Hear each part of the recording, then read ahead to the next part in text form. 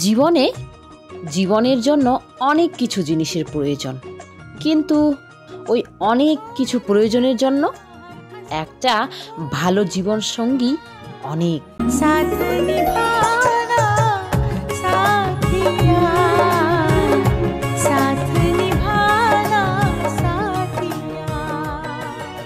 অনেক ভাগ্যবতী সেই স্ত্রীরা যার স্বামী তার ছোটবেলা এখনো জীবিত রেখেছে।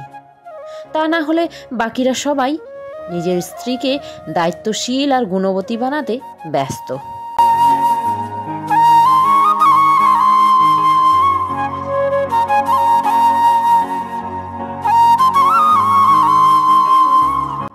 আজও অনেক বাড়িতে স্ত্রী চোখের জলে বালিশ ভিজায় আর পাশেই স্বামী নাকের তেল দিয়ে ঘুমায়। শুধু 7 পাকে বাধা পড়লেই স্বামী হওয়া যায় না, স্ত্রীর কথাও শুনতে হয়, তার কষ্টগুলোকে নিজের কষ্ট মনে করতে হয়, তার কেয়ার করতে হয়, তাকে ভালোবাসতে হয়। আর ভালোবাসা মানে শুধু একসাথে শোয়া নয়।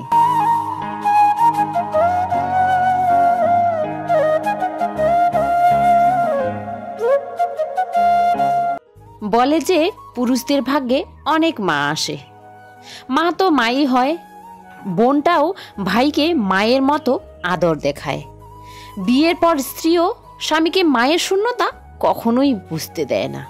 আর বড় হওয়া মেয়েরা বাবাকে মায়ের মতোই স্নেহ করে। কমই থাকে শুধু ওই স্ত্রীর, যার জীবনে মা একবার আসে আর 7 পাকে বাধা পড়তেই মায়ের ভালোবাসা থেকে বঞ্চিত হয়ে পড়ে। আর সারা জীবনভর কেউ তাকে আদর দেখায় না।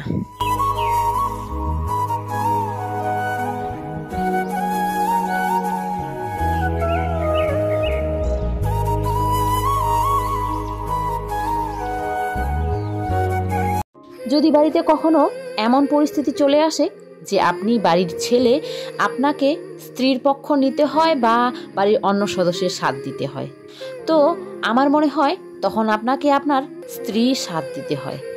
কারণ সে সব কিছু ছেড়ে শুধু আপনার জন্য, শুধু আপনার ভরসায় এখানে আছে। আর আপনার কাছে তো আপনার ফ্যামিলি অলরেডি আছেই। আপনার প্রথমে যা ছিল তা আজও আছে। আপনার মায়ের সাথে আপনার বাবা আছে, ভাইয়ের সাথে তার বউ বা আপনার বোন আছে, বা আপনার বাবা মা আছে। কিন্তু আপনার স্ত্রীর জন্য শুধু আপনিই আছেন, তাই আপনাকেই তার জন্য সবসময় স্ট্যান্ড নিতে হবে। যখন একটা ছেলে তার বাবা মায়ের খেয়াল রাখে তখন সে শ্রবণ কুমার। যখন একটা ভাই তার ভাইয়ের জন্য বলিদান দেয় তখন সে শ্রীরাম। যখন ভাই বোনের জন্য কিছু করে তখন সে শ্রীকৃষ্ণ। কিন্তু স্ত্রীর কষ্টের সময় স্বামী একটু খেয়াল রাখলেই সে হয়ে যায় বইয়ের গোলাম। কেন?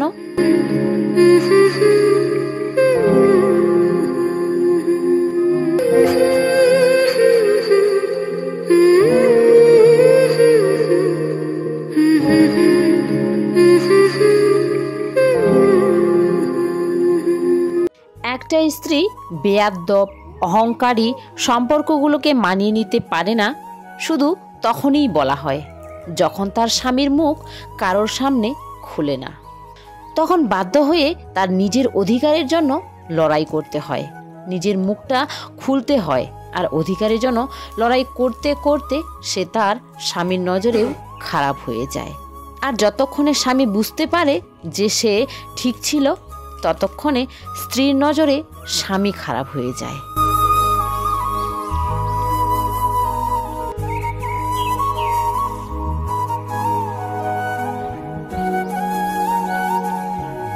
বাবা মা আর পরিবারের সদস্যরা ভুল হতে পারে, এটা ভাবাটাই ভুল। কিন্তু 1 মিনিট, আমি যদি এটা বলে আপনাকে ভাবতে মজবুর করি, যখন নিজের মেয়ে শ্বশুরবাড়িতে সুখে থাকে তখন মানুষ বলে আমাদের মতো জামাই যেন সবার জামাই হয়। কিন্তু যখন অন্যের মেয়ে নিজের বাড়িতে সুখে থাকে তখন নিজের সন্তানের দুর্নাম মানুষের কাছে করে বেড়াতে দেখা যায়।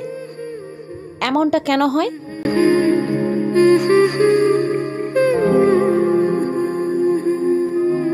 যেমন করে মেয়েদের বাবা মা মেয়েদেরকে বুঝিয়ে সুঝিয়ে পাঠায় যে মাগো বিয়ের পর তোমার শ্বশুরবাড়ির লোকজন আর জামাই এরাই তোমার সব কিছু, তার জন্য শ্বশুরবাড়ির সদস্যদের সম্মান দিও আর জামাইকেও অনেক সম্মান দিও।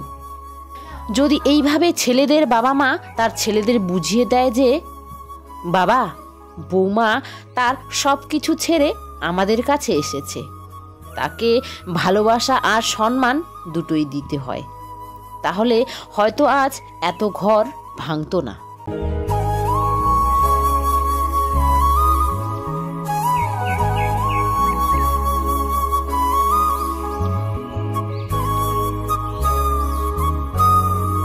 শাশুড়ি বৌমার ঝগড়ায় ছেলের মা যতই ভুল হোক না কেন, কিন্তু ছেলে এটাই বলবে যে আমি সেই মেয়ের সাথে থাকবো না যেই মেয়ে আমার মায়ের সম্মান করতে পারে না। আরে কখনো এটা তো বলে দেখুন যে যেই বাড়িতে আমার স্ত্রীর সম্মান হয় না আমি সেই বাড়িতে থাকবো না।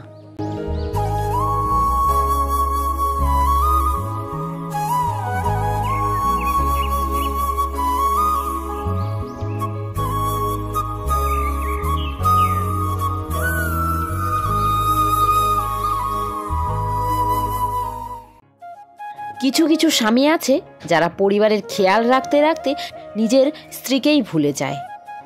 হ্যাঁ জানি আপনি ভালোভাবে ভালোবাসাটাকে মেনে চলছেন, কিন্তু কখনো ভালোবাসাটাকে দেখিয়েও দেন। দামি গিফট লাগবে না, স্ত্রীগুলো শুধু একটা গোলাপ ফুল, 10 টাকার ডেরি মিল্ক বা যেটা আপনার বউ পছন্দ করে নিয়ে যান আজকেই। দেখবেন যে হাসিটা থাকবে আপনার স্ত্রীর মুখে, সেটা দেখে আপনি সারা দিনের ক্লান্তি ভুলে যাবেন।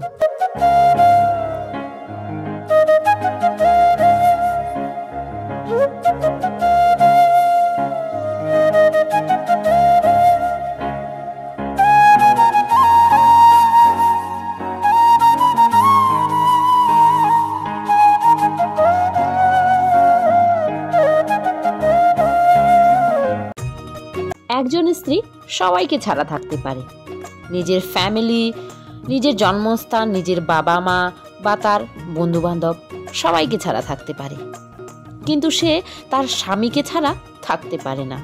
সে যতই তার স্বামীর সাথে লড়াই ঝগড়া করুক বা সারা দিন তার স্বামীর উপর রাগ করে থাকুক, কিন্তু শেষে তাকে সব সময় তার স্বামী চাই।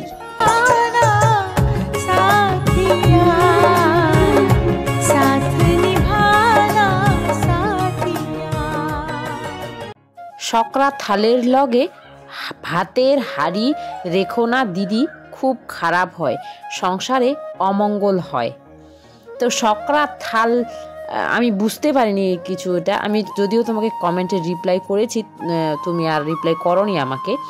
তো প্লিজ যদি আমার ভিডিওটা দেখে থাকো তো অবশ্যই আমাকে জানিও, আমি একদম বুঝতে পারিনি। সেই দিদিভাইটাই আর কি 3টা কমেন্ট করেছো একটা ভিডিওতেই, তো সবগুলোই আমি পড়ে শোনাচ্ছি।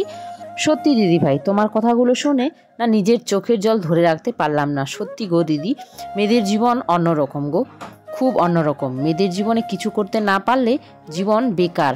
সত্যি তোমার কথাগুলো এত ভালো লাগে যেটা আমি তোমাকে বলে বোঝাতে পারছি না। আমি তোমার ভিডিও দেখি সব সময় দিদিভাই, কিন্তু সময় করে যে কমেন্ট করব সেটা হয় না। কিন্তু আজকে তোমার ভিডিও দেখে আমার চোখের জল ধরে রাখতে পারলাম না। বহুত কিছু কথা যেগুলো আমার লাইফের সাথে মিলে, তার জন্য তোমার ভিডিও আমার খুব ভালো লাগে। আমি আসাম থেকে তোমার ভিডিও দেখছি দিদিভাই, আমার নামটা নিও। আমার নাম হচ্ছে রত্না। যদি আমার নামটা না নিলা, কিন্তু আমার মেয়ের নামটা নিও। আমার মেয়ের নাম হচ্ছে তিতলি। আমার খুব ভালো লাগবে যদি আমার মেয়ের নামটা তুমি নাও। আমার মেয়েটা এখনো ছোট্ট, তোমার মেয়ের সমান হবে। তো রত্না দিদি ভাই, তোমার নামটা নিলাম, আশা করছি তুমি খুশি হবে। আর তিতলির জন্য রইল আমার তরফ থেকে অনেক অনেক ভালোবাসা আর আদর। দিদি, তোমার ব্লগে আমার নাম নিবা প্লিজ। আমার নাম রশ্মি মণ্ডল। তো রশ্মি বুনু, তোমার নাম নিলাম, আশা করছি তুমি খুশি হবে। তোমরা যেমন আমার ব্লগ দেখে খুশি পাও বন্ধুরা, তেমনই তোমাদের মিষ্টি মিষ্টি কমেন্ট পড়ে আমি যে কত খুশি পাই সেটা তোমাদের বলে বোঝাতে পারবো না। তো তোমরা কে কোথা থেকে আমার ব্লগগুলো দেখছো সেটা কিন্তু কমেন্টে অবশ্যই জানিও। তোমরা কে কোথা থেকে দেখছো আমি জানতে পারলে আমার খুব ভালো লাগে। অনেকেই কমেন্ট করেছো, আসাম, বাংলাদেশ, বেলগাঁও, অনেক অনেক জায়গার নাম বলেছো, যদিও এখন মাথায় আসছে না।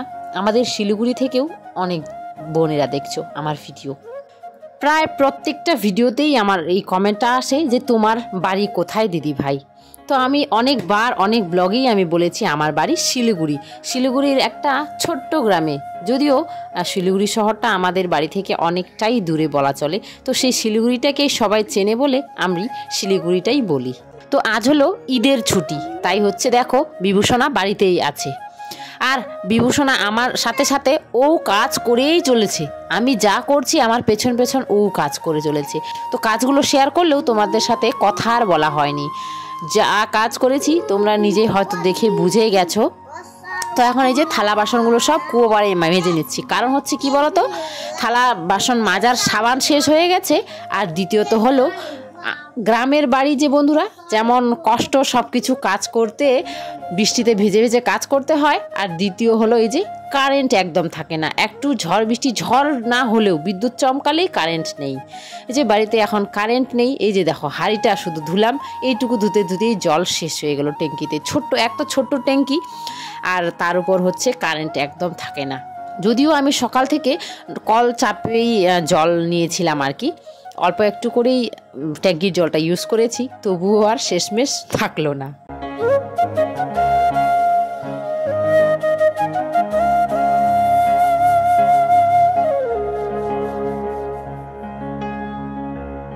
এতজন মানুষ একটা ঘরে থাকলে ঘরটা সত্যি কথা বলতে অনেক বেশি নোংরা হয়ে যায়।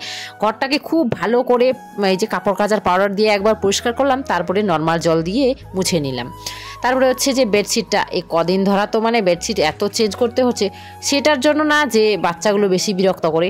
প্রথমত যেটা হচ্ছে বেডশিটগুলো হচ্ছে পুরনো হয়ে গেছে, অনেক পুরনো হয়ে গেছে না, তার জন্য অল্প একটু ইউজ করলেই মনে হয় নোংরা হয়ে গেল, এমনটা লাগে দেখতে। কালারগুলো একদম জ্বলে গেছে আর কি।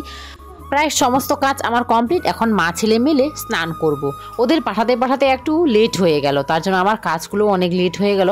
যদিও রান্নাবান্না সমস্ত কমপ্লিট। সকালবেলা মিষ্টি পাটগুলো পেয়েছিলাম, সেগুলো ঝোল আর আলু ভাজা করেছিলাম, সেগুলো খেয়েই ওরা সবাই চলে গেল। আর ওরা রেডি হতে হতে আমি পুঁই আলুর চচ্চড়ি করে রেখেছিলাম। আর ভাজা মাছ আছে দুটো, কালকের বাবা যে নিয়েছে আমার জন্য পাঙ্গাস মাছ দুটো, সেই 2 পিস আছে, সেগুলোই খাবো। যে বিভূষণাকে খাইয়ে দিলাম, এখন আমিও খেয়ে নিব। তো বন্ধুরা আজকে ব্লগটা কেমন লাগলো অবশ্যই কিন্তু কমেন্টে জানিও। তো সবাই ভালো থেকো, সুস্থ থেকো, আর এই তপুর ছোট্ট পৃথিবীর সাথে থেকো। Bye bye.